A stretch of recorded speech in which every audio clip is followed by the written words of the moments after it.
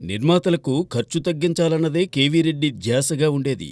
అందువల్ల స్క్రిప్టు దశలోనే ఏ సీన్ ఎక్కడెక్కడ తీయాలో ముందుగానే రాసుకునేవారు. అలా రాసుకున్నాక ఏ సెట్లో ఏ సీన్స్ తీస్తే బాగుంటుందో ఆలోచించేవారు. ఒకే సెట్లో పలు సీన్స్ తీయవలసి వస్తే అందుకు తగ్గట్టుగా కెమెరా యాంగిల్స్ను, సినేరియాను రాసుకునేవారు. ఇక ఒకే సెట్లో 3 పాటలు తీసి మెప్పించడమూ అంత సులువు కాదు. అలాంటి ఫీట్ను జగదేక వీరుని కథలో చేశారు కేవీ రెడ్డి.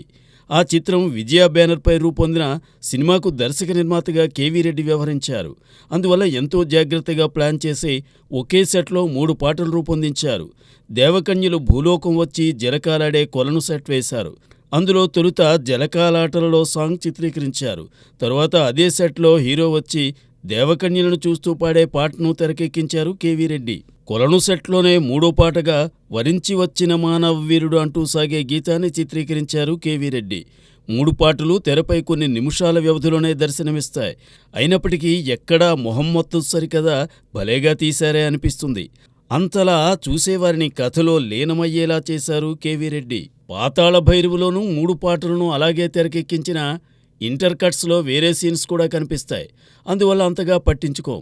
కానీ జగదేక వీరుని కథలో 3 పాటలు కొలను సెట్లోనే రూపొందించడం విశేషం. ఇదే సూత్రాన్ని అనుసరిస్తూ తరువాతి రోజుల్లో కేవీ రెడ్డి శిష్యులు ఎన్టీఆర్, సంగీతం శ్రీనివాసరావు సైతం ఒకే సెట్లో మొనాట్నే అనిపించకుండా చిత్రీకరణ సాగించారు. ఏదేమైనా ఒకే సెట్లో 3 పాటలను తెరకెక్కించి రంజింపజేయడం కేవీ రెడ్డికే సాధ్యమైందని చెబుతారు.